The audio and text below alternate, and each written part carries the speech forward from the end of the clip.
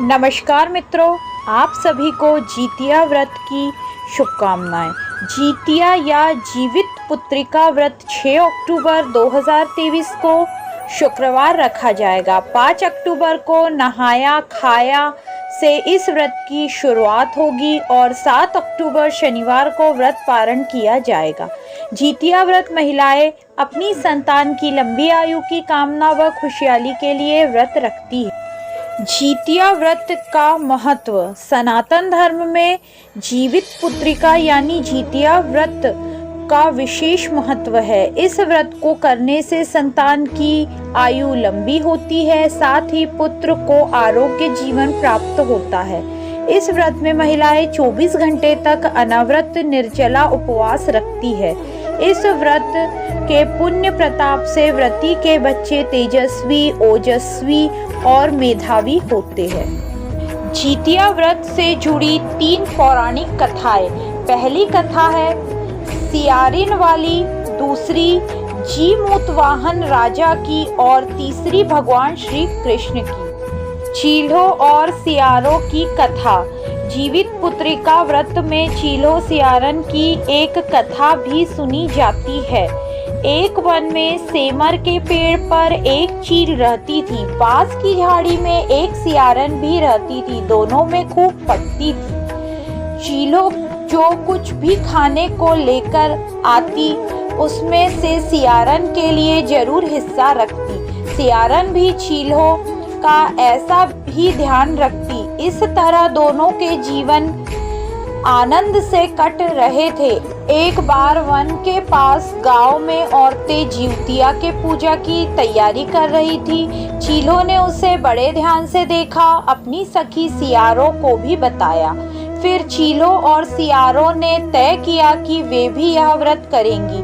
सियारों और चीलों ने जितिया का व्रत रखा। बड़ी निष्ठा और लगन से दोनों दिन भर भूखे प्यासे मंगल कामना करते व्रत में रही, मगर रात होते ही सियारिन को भूख प्यास सताने लगी। जब बर्दाश्त न हुआ तो जंगल में जाके उसने मांस और हड्डी पेट भरकर खाया। चीलों ने हड्डी चबाने के कड़कड़ की आवाज सुनी तो पूछा कि यह कैसी आवाज है। सियारिन ने कह दिया, बहन भूख के मारे पेट गुड़गुड़ा रहा है, यह उसी की आवाज है। मगर चीलों को पता चल गया। उसने सियारिन को खूब लताड़ा कि जब व्रत नहीं हो सकता था तो संकल्प क्यों लिया। सियारिन लज्जा गई, पर व्रत भंग हो चुका था। चीलों रात भर भूखे प्यासे रहकर व्रत पूरा किया।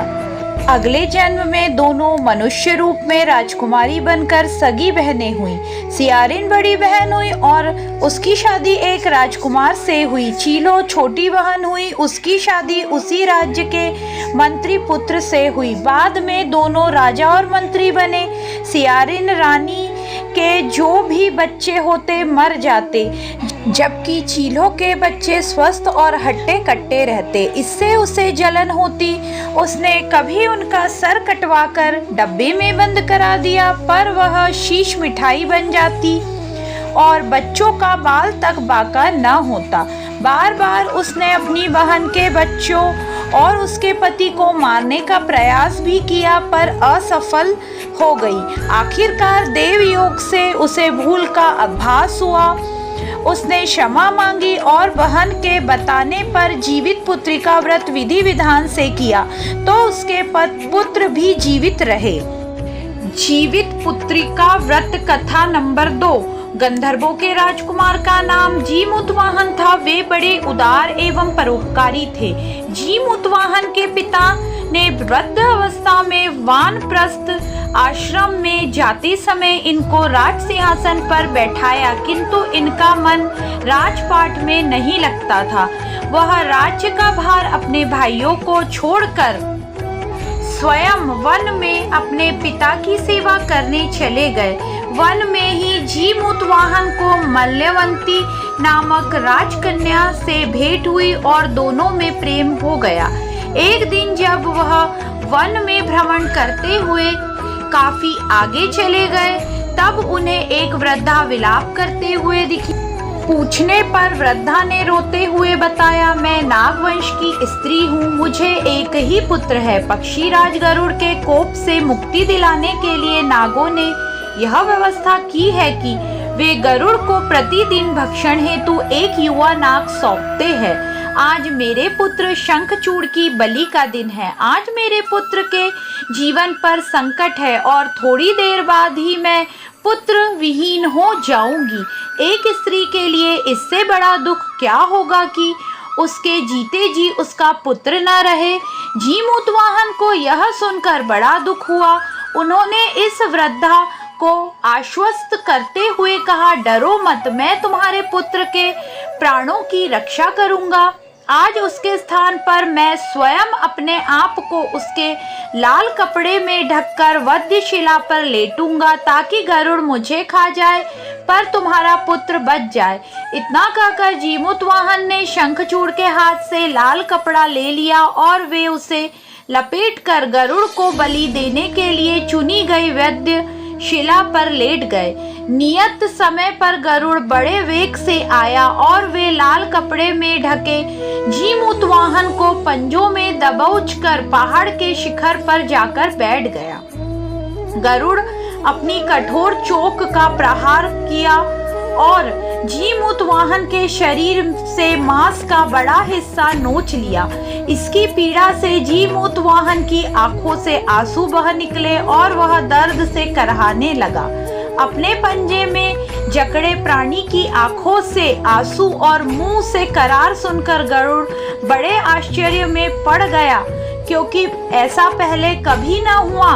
उन्होंने जीमूतवाहन से उनका परिचय पूछा। जीमूतवाहन ने सारा किस्सा कह सुनाया, कैसे एक स्त्री के पुत्र की रक्षा के लिए वह अपने प्राण देने आए हैं। आप मुझे खाकर भूख शांत करें। गरुड़ उनकी बहादुरी और दूसरे की प्राण रक्षा के लिए स्वयं का बलिदान देने के हिम्मत से बहुत प्रभावित हुए। उन्हें स्वयं पछतावा होने लगा। वह सोचने लगे कि एक यह मनुष्य है जो दूसरों के पुत्र की रक्षा के लिए स्वयं की बलि दे रहा है, और एक मैं हूँ जो देवी के संरक्षण में हूँ किंतु दूसरों की संतान की बलि ले रहा हूँ। उन्होंने जीमूत को मुक्त कर दिया। गरुड़ ने कहा, हे उत्तम मनुष्य, मैं तुम्हारी भावना और त्याग से बहुत प्रसन्न हूँ। मैंने तुम्हारे शरीर पर जो घाव किए हैं उसे ठीक कर देता हूँ। तुम अपनी प्रसन्नता के लिए मुझसे कोई वर मांग लो। राजा जीमूतवाहन ने कहा कि पक्षीराज, आप तो सर्व समर्थ है। यदि आप प्रसन्न हैं और वरदान देना चाहते हैं तो आप सर्पों को अपना आहार बनाना छोड़ दें। आपने अब तक जितने भी प्राण लिए हैं उन्हें जीवन प्रदान करें। गरुड़ ने सबको जीवन दान दे दिया और नागों की बलि न देने का वरदान भी लिया। इस प्रकार जीमूतवाहन के साहस से नाग जाति की रक्षा हुई। गरुड़ ने कहा, तुम्हारी जैसी इच्छा वैसा ही होगा। राजा, जो स्त्री तुम्हारे इस बलिदान की कथा सुनेगी और विधि पूर्वक व्रत करेगी, उसकी संतान मृत्यु के मुख से भी निकल आएगी। तब से ही पुत्र की रक्षा हेतु जीमूतवाहन की पूजा की प्रथा शुरू हो गई। यह कथा कैलाश पर्वत पर भगवान शंकर ने माता पार्वती को सुनाई थी। जीवित पुत्रिका व्रत के दिन भगवान गणेश, माता पार्वती और शिवजी की पूजा एवं ध्यान के बाद ऊपर बताई गई कथा भी सुननी चाहिए। तीसरी कथा, भगवान श्री कृष्ण कथा। यह कथा महाभारत काल से जुड़ी हुई है। महाभारत युद्ध के बाद अपने पिता की मृत्यु के बाद अश्वत्थामा बहुत ही नाराज था और उसके अंदर बदले की आग तीव्र थी, जिस कारण उसने पांडवों के शिविर में घुसकर सोते हुए 5 लोगों को पांडव समझकर मार डाला। लेकिन वह सभी द्रौपदी के 5 संतान थी। इस अपराध के कारण उसे अर्जुन ने बंदी बना लिया और उसकी दिव्य मणि छीन ली।